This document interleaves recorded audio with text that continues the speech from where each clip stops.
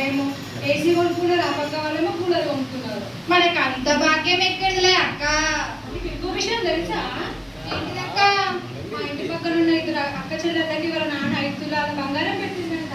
అబ్బో, నేను కూడా చూసినా మొన్న. ఇంత పెద్దగా ఉంది అక్క. అవునక్క, మనకంత భాగ్యం ఎక్కడుంది అక్క. అవునక్క. వచ్చి ఎప్పుడు చూడు ఈ బైబిల్ పట్టుకొని అటు ఇటు తిరగడమే వీళ్ళ పని. వాళ్ళకి ఇంకేం పని ఉండదక్క, అబ్బంది అక్క.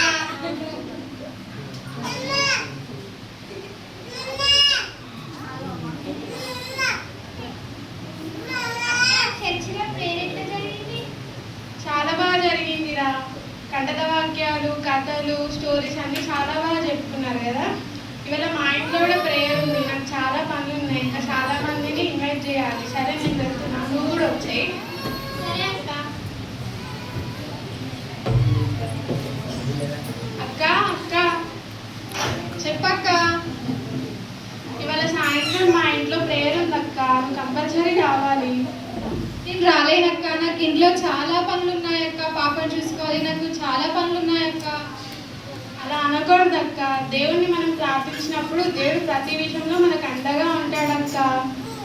అవునక్క, కానీ నేను రాలేనక్క, నాకు చాలా పనులు ఉన్నాయక్క. అయినా స్పెషల్స్ ఏం చేస్తున్నారక్క? చికెన్ బిర్యానీ, మటన్ కర్రీ, ఇలా చాలా స్పెషల్స్ ఉన్నాయక్క. అవునా అక్క, స్పెషల్స్ ఎవరు చేస్తున్నారక్క? ఎవరో కాదక్క, మన అనిలనే చేస్తున్నాడు. ఓ అవునా అక్క, నేను పనులు తర్వాత చేసుకుంటా అక్క, ఖచ్చితంగా వస్తా.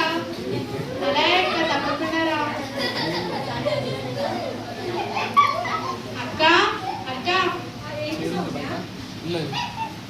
ఇవాళ మా ఇంట్లో ప్రేయర్ ఉంది అక్క, సాయంత్రం నువ్వు రావాలి కంపల్సరీ. నేను ఎక్కడ వస్తామా, నేను రాను. అయ్యో అక్క, నువ్వు ప్రేయర్ కదా రావాలి కంపల్సరీ. నేను ఎందుకు అమ్మవచ్చు, వేసుకోవచ్చు. మా ఇంట్లోనే ఉన్నాడు, దేవతలు అందరూ మా ఇంట్లోనే ఉన్నారు. మీ ప్రేయర్స్ ఎలాంటివో నాకు తెలుసు. ఏంటమ్మా ఏమంటున్నావు? ఏం లేదక్క, ప్రేయర్కి రమ్మని పిలుస్తున్నా. సరే అమ్మ వస్తుంది. అలాగే అక్క.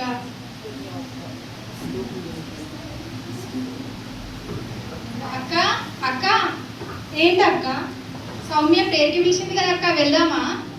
ఏం పోతాం తీయక్క, గంట కూర్చుండు, అసోరంతా వినడం, నడుమంతా గుంజుకొస్తుంది. అవునక్క, కానీ తినడం కాకపోయినా తినడానికైనా పోదాం అక్క, చాలా స్పెషల్స్ చేశారంట. అట్లయితే టేషన్ భరతనాట్యమేగా. భరతనాట్యమైతే కూర్చుకునే కథకాలి అన్నీ అక్క. అట్లయితే పోదాం తీయక్క. సరే అక్క, వెళ్ళి కుమ్మద్దాం అక్క.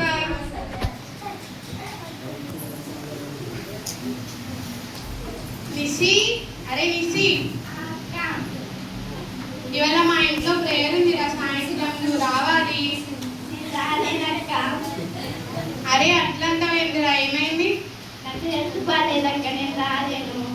దేవుడి సన్నిధికి రారా, అన్ని మాయమైపోతాయి. సరే అక్క, వస్తాను. సరేరా.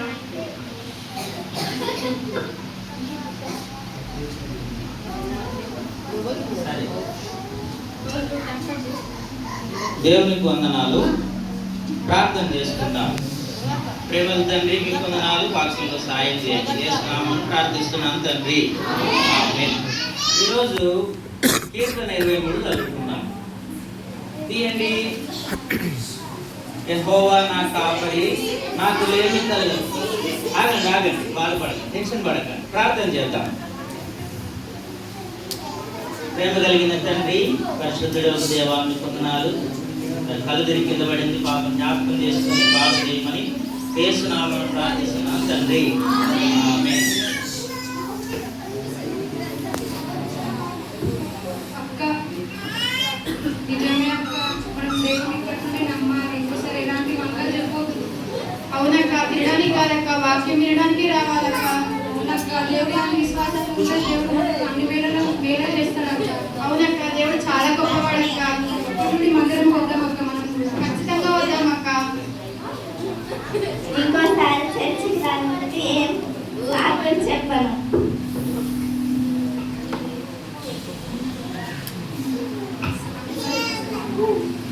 చూశారు కదా, దేవుని మందిరానికి వచ్చినప్పుడు, దేవుని ప్రార్థన చేసినప్పుడు దేవుడు గొప్ప మేలు చేస్తాడు.